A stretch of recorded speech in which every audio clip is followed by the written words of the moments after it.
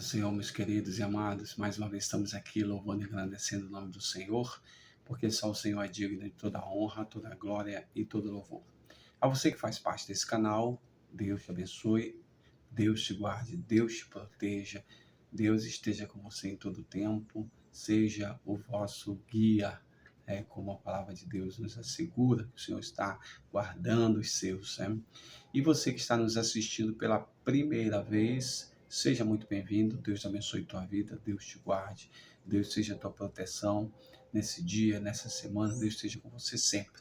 E se você quiser participar desse canal ou família Palavra que Salva, seja muito bem-vindo, as portas estão abertas, você será muito bem recebido aqui, tá bom? Sinta-se acolhido em nosso meio. Vamos à palavra do Senhor, Atos capítulo 5, verso 3 e 4, diz assim: Então perguntou Pedro: Ananias, como você permitiu que Satanás enchesse seu coração a ponto de você mentir ao Espírito Santo e guardar para você uma parte do dinheiro que recebeu pela propriedade? Ela não pertencia a você e depois de vendida, o dinheiro não estava em seu poder? O que levou a pensar em fazer tal coisa? Você não mentiu aos homens, mas sim a Deus. Vimos aqui a trajetória de Ananias, ele é contado somente nesse livro de Atos dos Apóstolos, a história dele e da sua esposa Safira, que morreram por causa de uma situação. E aí eu quero trazer à tona exatamente essas questões, de Ananias e Safira. Ambos pertenciam a uma comunidade cristã, eles estavam junto com os apóstolos ali, estavam junto com os homens de Deus, participavam e até faziam algumas ações parecidas com as ações, que deveriam ser feitas, ou faziam assim mesmo, podemos dizer, eles faziam as ações, pronto, fica mais claro assim. Então, assim, como se fosse um cristão normal, porém, ele escondia algo, e que era pertinente à sua personalidade, e que em determinados momentos ele sucumbia diante dessa situação, desse sentimento. Ele ia lá e acaba fazendo aquele ato, fazendo aquela situação. Então, assim, se ele nesse momento enganou, é porque também, se pudéssemos entender o Ananias, ouvir o Ananias, a Safira, nós vamos perceber que esse ato dele não foi um ato isolado. Com certeza, antes ele deve ter feito coisas do mesmo tipo, mesmo que ainda não fosse evangélico, crente, cristão, ele já poderia ter cometido alguns atos pertinentes e que condiziam com esse ato. Então, ele já vem de uma sequência de situações que comprometem a vida dele. E aí, o que ele faz? Ele usa a palavra de Deus, o evangelho, com uma espécie de bloqueio, uma espécie de sustentação, uma espécie de barreira. Para quê? Para não acessar, para não chegar, para não ser visto, para não ser descoberto como aquele que transgride. Então, veja só, essa utilização do evangelho dessa forma é uma utilização completamente errônea. Por quê? Porque ele utiliza o evangelho para se esconder por detrás desse evangelho. E aí o evangelho serve como uma espécie de disfarce para ele, para que ele não seja descoberto. Não é o evangelho em si que eu estou falando, porque a palavra é verdade absoluta, é real, tal, mas a conduta desse sujeito, que se esconde atrás disso. E aí, em nenhum momento, ele se permite olhar para dentro de si e buscar isso. Então, o que Deus mostra para Pedro? Olha, você não mentiu aos homens, mentiu a Deus, porque você está usando o evangelho como uma barreira para você se esconder atrás dela, um muro, né? Para você se esconder atrás e não mostrar quem realmente você é. E sabe, amados, é interessante quando a gente vai ao encontro de Jesus e se começa a se despir de todas essas situações ou vulnerabilidades ou situações que possam que a gente traz, né?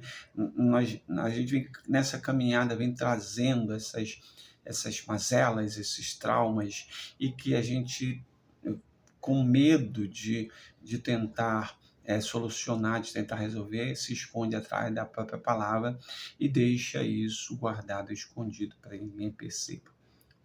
Uma primeira coisa, os homens talvez não consigam perceber, e não foi Pedro quem percebeu, foi Deus que revelou para Pedro. Então, os homens, eles talvez não consigam perceber, mas Deus vai conseguir perceber. Então, esse tipo de sujeito, como Ananias, ele está dentro da igreja, mas ele se esconde atrás da palavra, né? Ele tem um medo interno, né, de se abrir, se permitir para Deus. Então, assim, esse sujeito não tem salvação?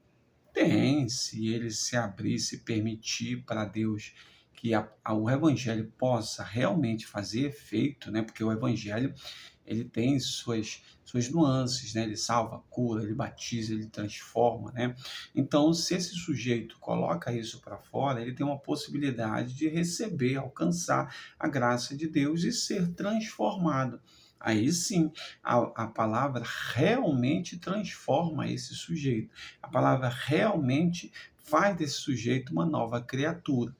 Mas a partir do momento em que ele se esconde, né, aí ele está mentindo para ele mesmo e está mentindo para Deus. Por quê? Porque esse sujeito não é realmente quem ele diz ser.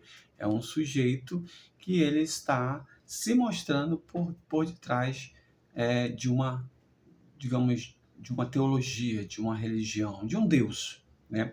Então, assim, esse sujeito ele precisa entender que o evangelho ele liberta. E para que ele seja liberto, é necessário, para que esse sujeito seja liberto, é necessário ele se expor. E expor, né, seu comportamento, seus erros, né, sua vulnerabilidade, né, porque de Deus não se esconde nada. Então, se eu estou dentro de um contexto religioso, mas eu me escondo atrás disso, uma hora isso vai aparecer, uma hora eu vou morrer. E eu vou morrer não só de uma morte física, né? No caso foi o caso dele, a morte literalmente morreram, né? Mas de uma morte afetiva, de uma morte espiritual. Por quê? Porque eu estou usando o evangelho para uma prática que não é o objetivo do evangelho.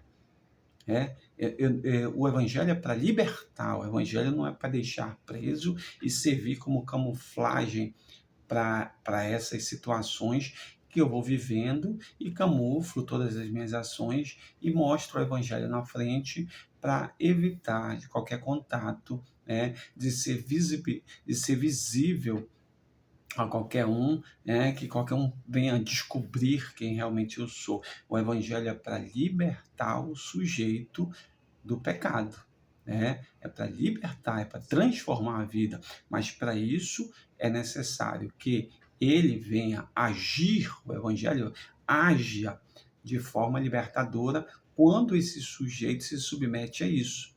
Então, Ananias era um sujeito que, né, estava ali no meio, mas ele tinha alguns comportamentos, em determinados momentos, que é contradizente, contraponto da palavra de Deus e vinha em direção contrária à proposta da palavra de Deus, que era libertar.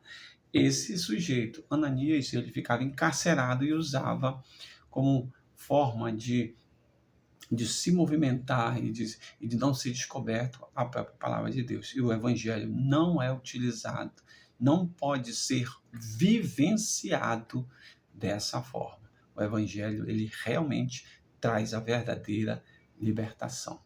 Que o Senhor te abençoe nesse dia, te guarde, te proteja, em nome de Jesus. Amém.